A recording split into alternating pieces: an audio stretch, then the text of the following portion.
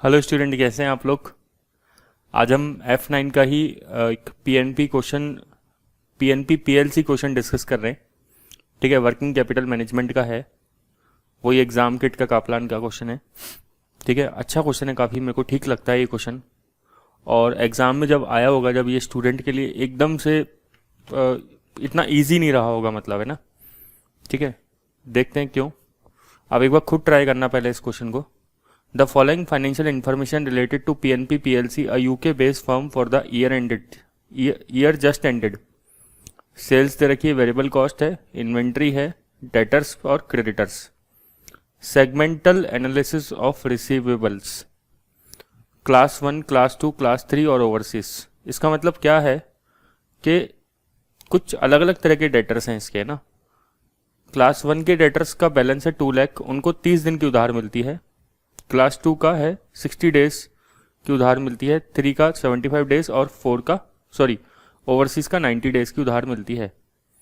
Discount जो है वो सेल पे ये लोग 1% देते हैं। ठीक है, और क्लास 1 के अंदर डेटर्स जो हैं वो इररिकवरेबल हैं, बाद में डिस्काउंट देना बंद कर देते हैं। और देखो यहाँ पे बैड डेब्ट्स हैं। ठीक है, अब क्या क्वेश्चन बोल रहा है, the receivable balance are before taking into account of irrecoverable debts. मतलब ये जो डेटर्स का बैलेंस है वो बैड डेब्ट से पहले का है। All the sales are on credit, सारी की सारी सेल क्रेडिट में है। Production and sales take place evenly throughout the year. Current sales for each class of receivables are in proportion to their relative year end balance before irrecoverable debts. क्या बोल रहे हैं कि जो sales है ना वो किस रेशो में है, उनके ईयर एंड के बैलेंस के रेशो में है। इसका मतलब क्या है कि अगर हम इस बैलेंस से और ये 30 डेज पीरियड से सेल्स निकालना चाहें तो निकल जाएगी, वो उसी रेशो में है। जैसे 2 लाख का बैलेंस जो है वो 30 दिन का बैलेंस होगा, तो इसकी 365 डेज की सेल्स कितनी रही होगी। नॉर्मली क्या होता है, हम सेल्स से इस पीरियड को मल्टीप्लाई करके डेटर निकालते हैं, बट अब क्या, डेटर से इस पीरियड का एडजस्टमेंट करके इंटू 365 डिवाइड बाई 30 करके हम सेल्स निकाल सकते हैं। तो वो बोल रहा है प्रपोर्शन के अंदर है। It has been propose that the discount for the early payment be increase from 1% to 1.5% for settlement within 30 days. Discount का जो परसेंटेज है ना, 1% से 1.5% करने का सोच रहे हैं ये, अगर कोई पेमेंट कर देता है 30 दिन के अंदर अंदर तो। ठीक है, फिर क्या बोल रहा है, it is expected that this will lead to 50% of the existing class 2 receivable becoming class 1 receivables। बोल रहा है कि 50% जो 252 का डेटर्स है, मतलब इतने वाले लोग जो हैं वो किस में शिफ्ट हो जाएंगे, क्लास 1 रिसीवेबल्स में शिफ्ट हो जाएंगे। इसका मीनिंग क्या है, इसका मीनिंग ये है कि मतलब जो लोग पहले डिस्काउंट नहीं लेते थे ना, वो अब डिस्काउंट लेने के लिए आगे आ जाएंगे, है ना। ठीक है, तो क्लास 2 वाले जो आधे लोग होंगे वो क्लास 1 वाले बन जाएंगे। कह रहा है, इसकी सिंपल लैंग्वेज है वैसे तो। As well as attracting new business worth 5 lakh euro in revenue. और कंपनी को जो सेल्स बढ़ेगी ना, इसके अलावा ये जो ऊपर हुआ वो ठीक है, और इसके अलावा सेल्स 5 लाख यूरो से बढ़ भी जाएगी कंपनी की सेल, है ना। The new business would be divided equally between class 1 and class 2 receivables. और ये जो 5 लाख की रेवेन्यू है ये 2.5 दोनों में डिवाइड हो जाएगी। The fix cost would not increase as a result of introducing the discount और attracting the new business. PNP finance receivable from an overdraft at a interest rate of 8%। ठीक है, क्वेश्चन क्या बोल रहा है, कैलकुलेट द नेट बेनिफिट और cost of increasing the discount for early payment and comment on the acceptability of the proposal. सबसे ज़्यादा question में यही चीज़ है अच्छी, इस क्वेश्चन को जो बढ़िया बनाता है वो यही पॉइंट है, ए वाला पॉइंट। ठीक है, तो देख लेते हैं इसको कैसे सॉल्व करेंगे। आप बताओ कैसे सॉल्व करें इसको, आप होते इस क्वेश्चन में तो क्या करते। ठीक है, आपके एग्जाम में आता तो डायरेक्टली ये क्वेश्चन। तो देखो, क्योंकि हमें डेटर्स का बैलेंस दे रखा है, ठीक है, तो हम पहले क्या निकाल लेते हैं, सेल्स निकाल लेते हैं कि सेल्स कितनी रही होगी। उस सेल्स के बेसिस पे, भाई सेल्स के बेसिस पे ही डिस्काउंट होता है, तो डिस्काउंट पता लग जाएगा। ठीक है ना, और जो बैड डेप्ट होते हैं वो तो डेटर का होते हैं। ठीक है, तो पहले हम एग्जिस्टिंग, एक बार एक काम करते हैं, डेटर लिख लेते हैं। ठीक है, वैसे तो ये दे रखे हैं क्वेश्चन में, लेकिन फिर भी लिख लेते हैं। 2,02,52, फिर 110 और 182,500।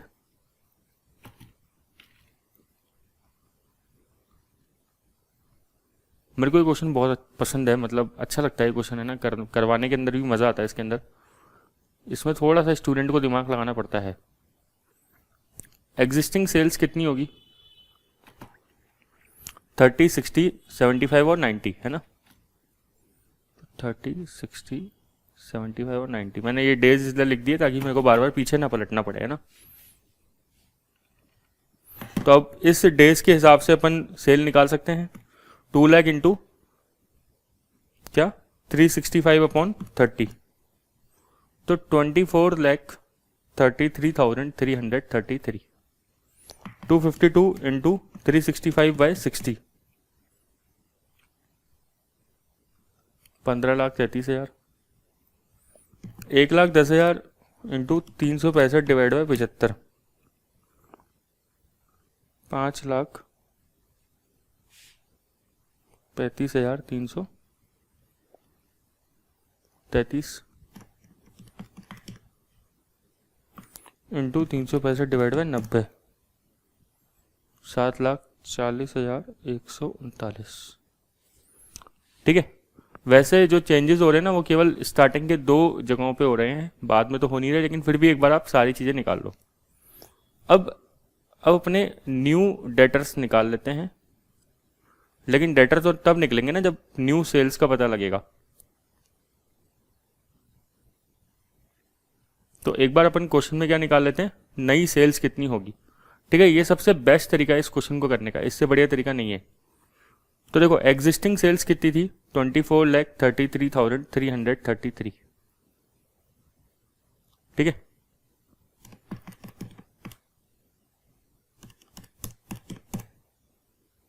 अब क्वेश्चन में क्या बोला था, देखो ध्यान से। क्वेश्चन में ना लाइन लिखी है, इट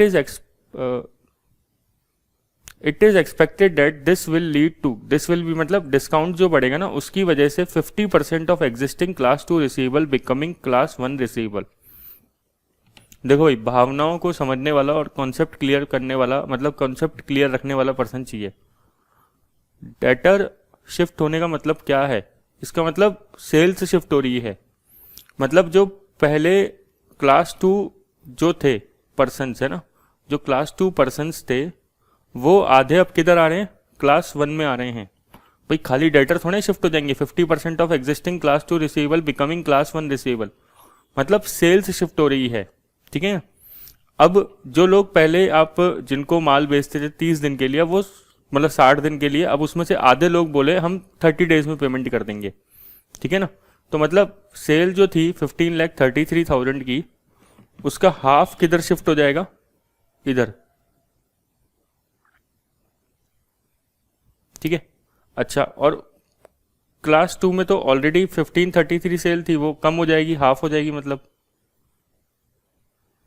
उसके अलावा क्वेश्चन में एक और लाइन लिखी थी कि न्यू बिजनेस जो होगा 5 लाख का एक्स्ट्रा रेवेन्यू और जनरेट करके देगा, और ये जो है इक्वल डिवाइड होगा क्लास 1 और क्लास 2 रिसीवेबल्स में। मतलब नई सेल्स 5 लाख की हो रही है और वो 2.5 लाख डिवाइडेड हो जाएगी।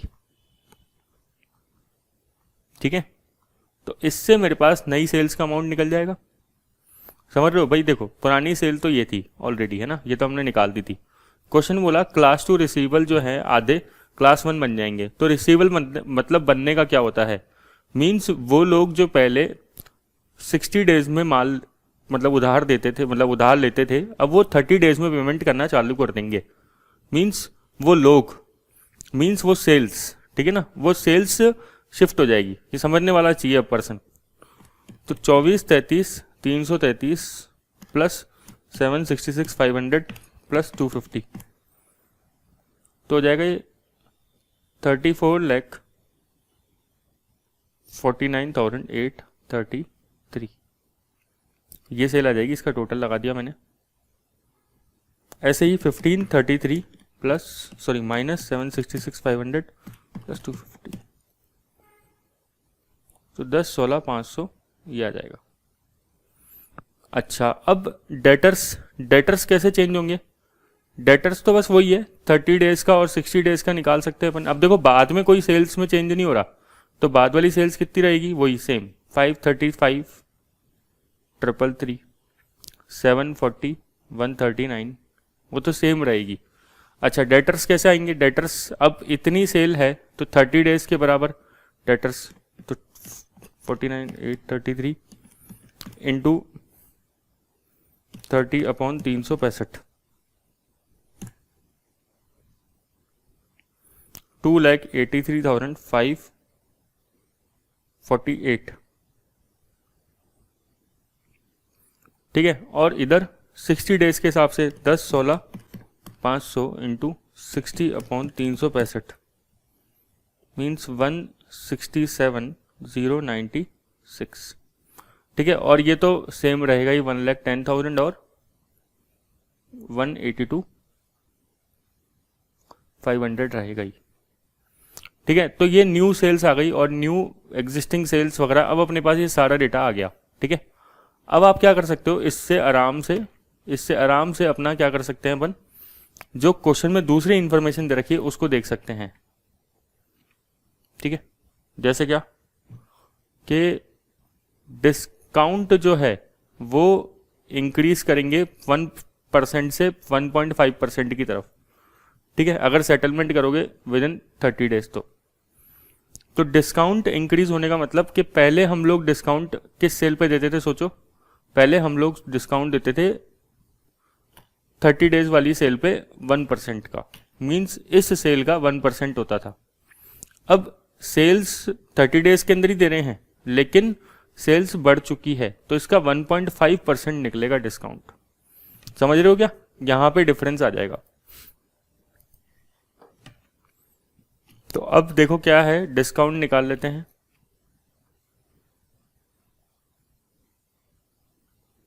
एग्जिस्टिंग डिस्काउंट कितना था चेक करो, अभी कितना दे रहे थे? 1% दे रहे थे, किस अमाउंट पे? 1% डिस्काउंट दे रहे थे एग्जिस्टिंग सेल्स पे ना। तो 24, 33, 333 का 1%,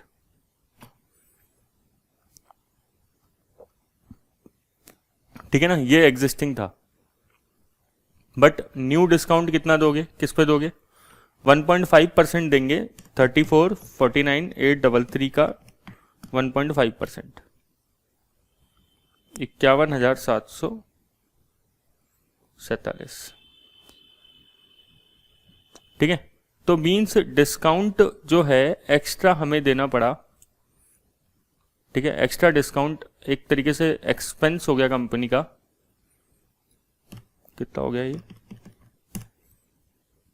27,414, ठीक है।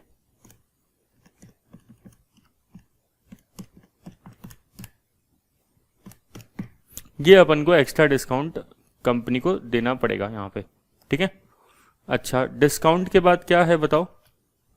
डिस्काउंट के बाद है कि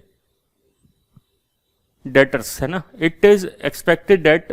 डेटर्स जो है, अब डेटर्स पे इंटरेस्ट है, तो इंटरेस्ट 8% की रेट है, ठीक है, डेटर्स के बैलेंस पे लगता है, ठीक है। तो इंटरेस्ट निकाल लेते हैं।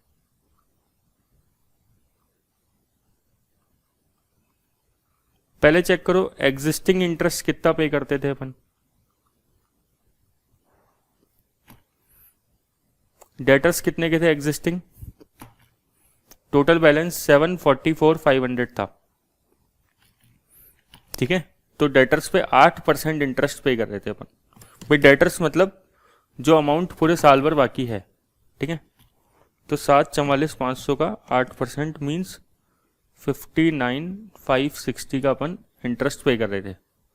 बट न्यू इंटरेस्ट कितने पे देना पड़ेगा अपन को?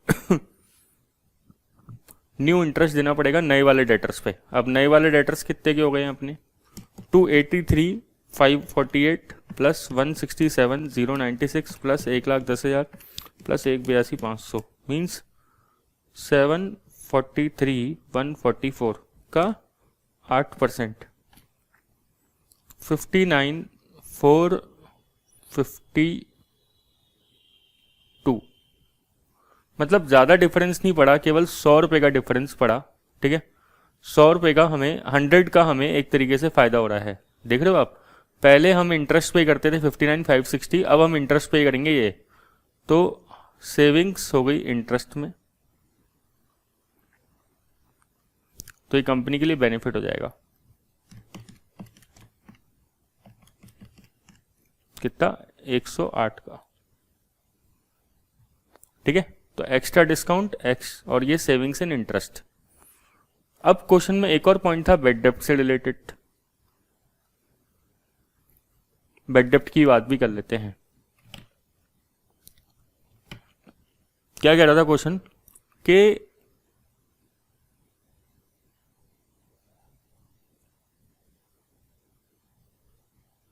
देखो 50% जो शिफ्ट हुए थे, अब अपन को खुद ही सोचना पड़ेगा। क्वेश्चन में ना बेड डेप्ट पहले थे 12,600 के। ठीक है, देखो क्लास 3 और ओवरसीज में तो कोई फर्क ही नहीं आ रहा। ठीक है, इसको तो छोड़ दो आप। बेड डेप्ट पहले थे 12,600 के थे। ठीक है, तो बेड डेप्ट किसका होता है? डेटर्स का होता है हमेशा। तो पहले चेक कर लो कि एक प्रपोर्शन निकाल लो कि बेड डेप्ट परसेंट। अब ये देखो यहाँ पे आपका सोचना काम आएगा। ठीक है, क्योंकि अब क्लास 2 वाले जो आधे लोग हैं वो शिफ्ट कर गए हैं, मतलब काफ़ी सारे लोग क्लास 1 में शिफ्ट कर गए हैं। ठीक है, तो पहले बेड डेप्ट कितना था? परसेंटेज चेक कर लो, 12,600 डिवाइडेड बाय 252 इंटू 100 मीन्स 5% था बेड डेप्ट। तो परसेंटेज में तो सेम अभी भी रहेगा। ठीक है, अब लेकिन बैलेंस कितना हो गया डेटर्स का, ये चेक करो। अब बैलेंस जो डेटर्स का हो गया वो हो गया 167,096 का, तो इस पे 5% लग जाएगा। ठीक है, तो पहले चेक करो एग्जिस्टिंग बेड डेप्ट।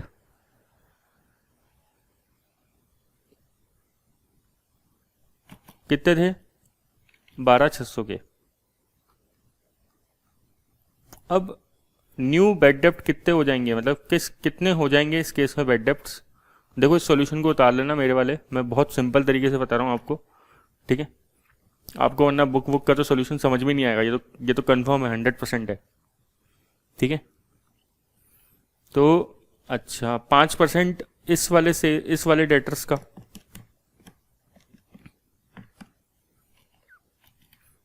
तो हो जाएगा ये 8,355। कैलकुलेशन करके दिखा देना नीचे, 167,096 का 5% मीन्स हमारी सेविंग्स हो गई किसमें? बेड डेप्ट में। बढ़िया चीज हो गई ना।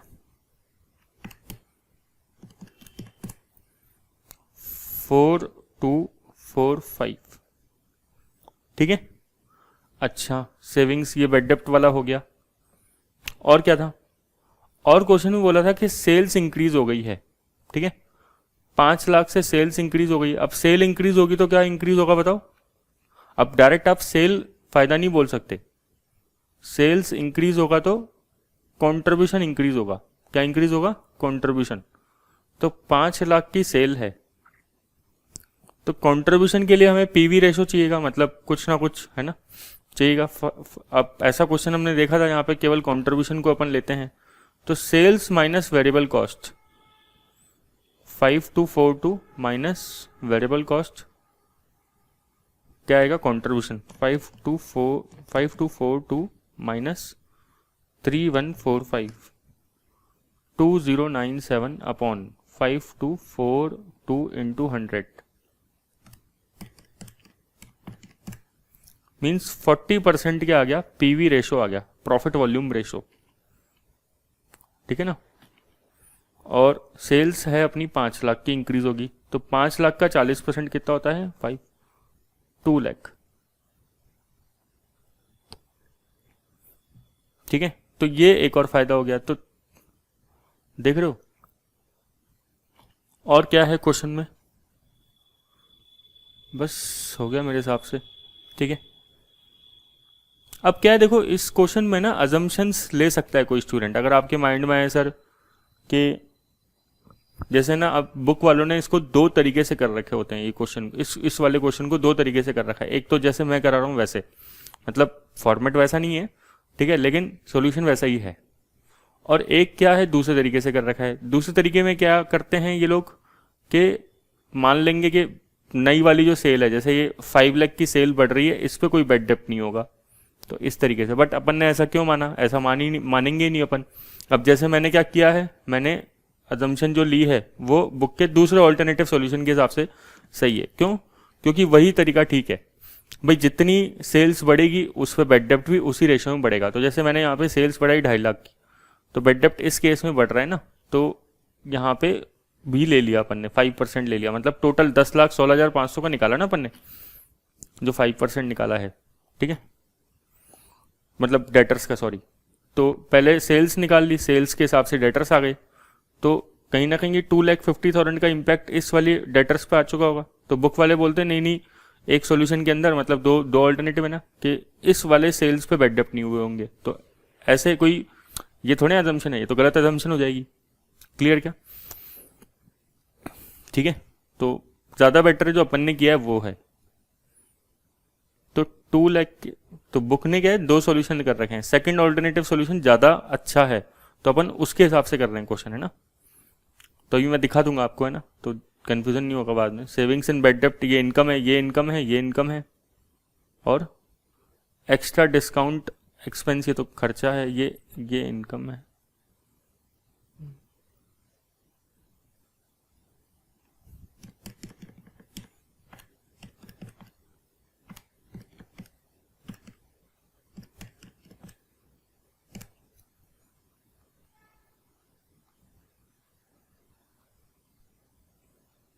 तो अपन को नेट बेनिफिट कितना हो जाएगा इस क्वेश्चन में, एक तरीके से 176,939 का नेट बेनिफिट हो जाएगा आराम से।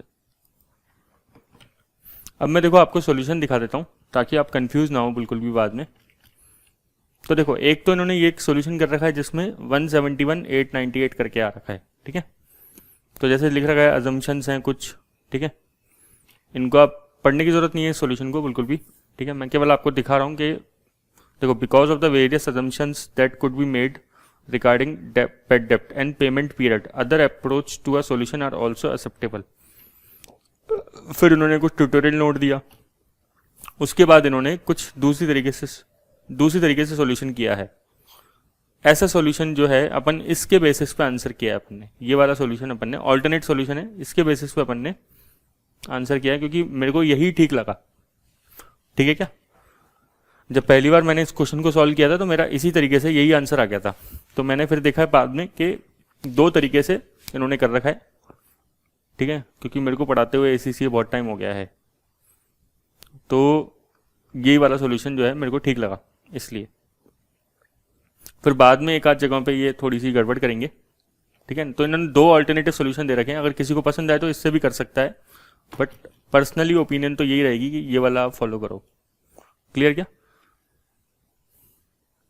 देखो, this answer differ from that presented above due to approach taken, it would however score in full. Clear क्या?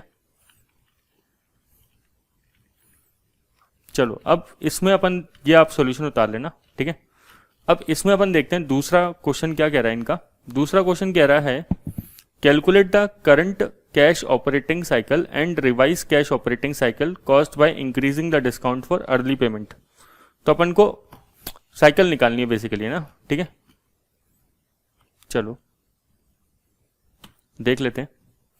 अब इन्वेंट्री, अब कैसे निकालते हैं साइकिल भाई, डेटर्स का पीरियड देख लेते हैं और स्टॉक का देख लेते हैं और पेबल्स देख लेते हैं, ठीक है। तो जैसे पहले से स्टार्ट करते हैं, स्टॉक से, है ना। स्टॉक है 603 का, COGS कितनी है 3145, तो 603 अपॉन 3145 इंटू 365। एक बार मैं इधर लिख देता हूं एग्जिस्टिंग और लिख देना न्यू, ठीक है। इधर लिख दूं, कंफ्यूज तो नहीं हो जाओगे? चलो इधर लिख देता हूं, फालतू कंफ्यूज हो जाओगे। एग्जिस्टिंग और न्यू, ठीक है। कैसे निकाला? इन्वेंट्री अपॉन COGS, तो आ जाएगा 70 डेज किसका, स्टॉक का। अब आते हैं डेटर्स पे, ठीक है। ऐसे ही इधर कंफ्यूज मत होना ना, ये अलग चीज चल रही है बिल्कुल। अब डेटर्स पे देख लो, डेटर्स कितने के हैं, 744.5, सेल्स कितनी है 5242, डेटर्स मतलब 52 डेज के हैं। क्रेडिटर्स, क्रेडिटर हैं 574.5 divided by COGS 3145 into 365 means 67 days की है। 70 + 52 माइनस 67 मीन्स 55 दिन की ऑपरेटिंग साइकिल आ जाएगी एग्जिस्टिंग, है ना। लेकिन क्वेश्चन में न्यू भी पूछ रहा है, तो देखो न्यू कैसे निकालोगे। अब ध्यान सुनना, एक चीज है ना इंपॉर्टेंट है, समझने वाली बात है। अब आपको स्टॉक और क्रेडिटर्स जो पीरियड है ना, उसमें निकालते समय कुछ एकदम से फ्रिक्शन आएगा दिमाग में ना, एकदम से आप रुक जाओगे। क्यों रुक जाओगे, अगर सोच के करोगे तो। अब आप बोलोगे सर इन्वेंट्री, चलो सेल तो हमें पता है बढ़ गई है, ठीक है ना, COGS भी हम उसके हिसाब से बढ़ी हुई निकाल लेंगे, लेकिन सर ये जो इन्वेंट्री और जो पेबल्स है ये भी तो उसी के हिसाब से बढ़ जाना चाहिए। भाई सेल्स बढ़ रही है, 5242 अभी थी सेल, है ना। अब देखो अभी न्यू सेल्स इन सब का टोटल है, मतलब ये बढ़ गई थी ना सेल्स बाद में, तो 2,50,000 + 250 बढ़ी थी ना सेल्स, याद है ना। तो उसकी वजह से इन्वेंट्री और पेबल्स में भी बढ़ेगा दिन, तो ठीक है। तो मतलब इन्वेंट्री का अमाउंट भी बढ़ा होगा, पेबल्स का अमाउंट भी बढ़ा होगा, तो कितना मानेंगे। और फिर डिवाइड करेंगे तो सेल्स और वेरिएबल कॉस्ट भी तो बढ़ेगी ना, सेल्स बढ़ गई तो उसके हिसाब से वेरिएबल कॉस्ट भी बढ़ जाएगी। तो सुनो, देखो बात सुनो, समझो, क्योंकि अपन इन्वेंट्री और पेबल्स अब पता नहीं लगा सकते इस क्वेश्चन में। तो सबसे बढ़िया चीज क्या है जो हर कोई पर्सन सोच सकता है वो मानेगा, क्योंकि देखो अपने पास इन्वेंट्री और पेबल ये वाले नहीं मान सकते आप एज इट इज, कि बाद में भी यही रहे होंगे, ये नहीं बोल सकते। आप मानोगे प्रोपोर्शनेटली चेंज हुए होंगे, सेल्स के हिसाब से स्टॉक भी बढ़ गया होगा और पेबल्स भी बढ़ गए होंगे, सब कुछ बढ़ गया होगा, तो आप मानोगे कि स्टॉक बिल्कुल सेम, क्रेडिटर्स बिल्कुल सेम। ये सबसे लॉजिकल चीज होती है, ठीक है ना, आपको डाइजेस्ट हो या नहीं हो, लेकिन ये सबसे बढ़िया अजम्पशन है। क्योंकि अगर सेल बढ़ेगी तो इन्वेंट्री बढ़ेगी, डेटर्स बढ़ेंगे, क्रेडिटर्स बढ़ेंगे, लेकिन आपके सामने आपको क्रेडिटर और डेटर्स का अमाउंट आपको नहीं गिवन है बिल्कुल भी कि कितना बढ़ा हुआ दे रखा है, अपनी मर्जी से तो मान नहीं सकते, ठीक है ना। और उसी हिसाब से सेल्स और वेरिएबल कॉस्ट भी बढ़ी होगी, तो फिर आप क्या मानो कि वो सेम रहेगा। सोच के देखो, अगर इन्वेंट्री बढ़ेगी और नीचे COGS बढ़ा हुआ अमाउंट लेंगे, तो पहले 70 डेज था तो बाद में भी कितना आएगा 70 डेज, क्योंकि दोनों ऊपर नीचे दोनों बढ़ गया, ठीक है। ऐसे ही बिल्कुल क्रेडिटर्स कि भाई पेबल्स बढ़ गया होगा, ठीक है, आप ज़्यादा माल खरीद रहे होंगे, अपॉन COGS भी बढ़ गई है, इसलिए। क्लियर क्या। अब बात किस पर अटकती है, डेटर्स पे। अब डेटर्स जो हैं, डेटर्स कैसे निकलते हैं, average debtors upon credit sales, है ना। क्वेश्चन में लिखा था सारी की सारी सेल्स क्रेडिट है, ठीक है। अब डेटर्स का बैलेंस कितना है, न्यू डेटर्स 11, और क्रेडिट्स मतलब टोटल सेल्स कितनी है, ये अमाउंट इन चारों को जोड़ लो, 34, 49, 833, क्योंकि ये तो पता है अपन को, तो वो तो एज इट इज मानने की जरूरत ही नहीं ना, वरना फिर उसने क्वेश्चन ही क्यों दिया कि भाई आप न्यू और पुराना दोनों निकाल के बताओ ऑपरेटिंग साइकिल को, ठीक है ना।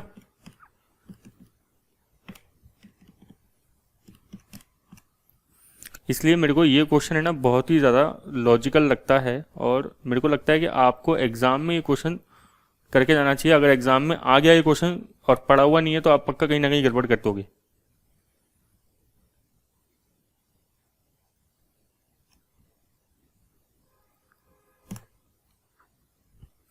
ठीक है, तो देखो डेटर्स 7, इधर ही निकाल देता हूँ, 743, 144 अपॉन सेल्स, भाई नए वाले डेटर्स नई वाली सेल्स इंटू 365,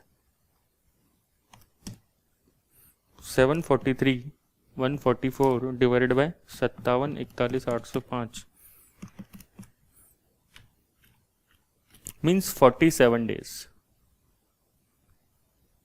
सॉरी माइनस होने होगा, ठीक है, 47 डेज। तो 70 प्लस 47 माइनस 67 मीन्स कितना, 50। तो अगर आप ध्यान से देखो तब आपकी जो ऑपरेटिंग साइकिल है वो 5 दिन से कम हो जाएगी, ठीक है। लेकिन जब आप क्वेश्चन का सॉल्यूशन देखोगे, सुन लो, देखो ध्यान से, अभी सुन लो क्योंकि बाद में कंफ्यूज हो जाओगे वरना आप। अगर आप क्वेश्चन का सॉल्यूशन देखोगे तो ये 55 डेज लिख रखा है इसने, ठीक है। 55 डेज मतलब पुरानी और नई वाली निकाली है इसने एक और 54 डेज, मतलब बोला 1 डेज का डिफरेंस है। क्यों? क्योंकि इसने क्या किया, देखो सॉल्यूशन तो इसने 2 दे रखे थे ऊपर फर्स्ट क्वेश्चन के ना, ए क्वेश्चन के, ध्यान सुनना, एक क्वेश्चन के सॉल्यूशन 2 थे जिसमें 171,898 आया और दूसरा ये आया 176,9 ऐसा कुछ करके आया जो अपना आया। तो इसने क्या किया, इसने जब ऑपरेटिंग साइकिल निकाली तो यहाँ पे थोड़ी सी कंजूसी कर दी। कैसे कंजूसी कर दी? इसने केवल ऑपरेटिंग साइकिल किसके हिसाब से निकाल दी, इस पहले वाले सॉल्यूशन के हिसाब से निकाल दी। इसको क्या करना चाहिए था, जब इसने ऑल्टरनेट सॉल्यूशन दिया है तो इसको यहाँ पे cash operating cycle alternate solution से तरीके से निकालनी चाहिए थी। तो अपन ने क्या किया, अपन ने क्योंकि इस ऑल्टरनेट सॉल्यूशन की तरह किया है अपना क्वेश्चन, ठीक है, तो फिर इसलिए ऑपरेटिंग साइकिल अपनी डिफर आएगी। तो पहले बता देता हूँ, बाद में कंफ्यूज मत होना, परेशान मत होना, ठीक है। कुल मिला के जो करवा रहा हूँ वो बिल्कुल सही है। चलो, identified and explain the key element of receivable management system suitable for PNP PLC.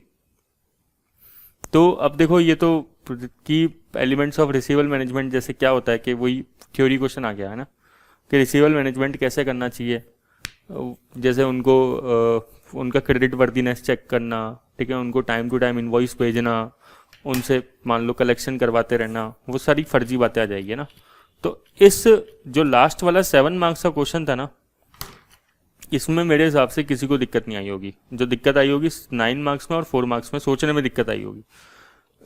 किसी को कॉन्सेप्ट क्लियर होगा तो वो कर लेगा क्वेश्चन, फर्स्ट टाइम में कर लिया होगा, बाकी बना तो सोच रहे होंगे। सॉरी, अब जैसे सी वाला देखो, establishing credit policy, credit assessment, credit control, तो वो फर्जी पॉइंट आ गए, कलेक्शन ऑफ अमाउंट ड्यू, तो अपन ये जानते हैं, ठीक है। तो इसको करके देख लेना आप, एक बार खुद कर लेना, ज़्यादा बढ़िया रहेगा, ठीक है। चलिए, थैंक यू।